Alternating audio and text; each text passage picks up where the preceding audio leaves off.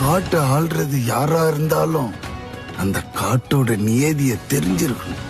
அவன் தான் உண்மையான தலைவன். காட்டை ஆள்றோம், கூட்டத்தை ஆள்றோம்னு யார் வேணும்னாலும் சொல்லிக்கலாம்.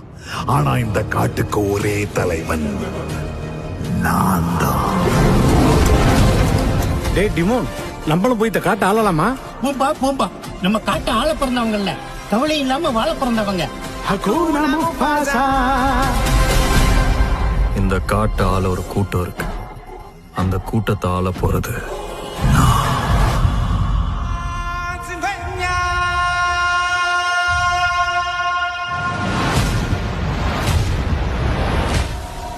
அவங்க அவங்க தகுதிக்கு ஏத்த மாதிரி ஒரு பதவியை தேர்ந்தெடுக்கலாம்னு அவங்க நினைக்கலாம். ஆனா யார, எங்க, எப்போ, எப்படி தேர்ந்தெடுக்கலாம்னு முடிவு பண்றது அந்த பதவிதான்.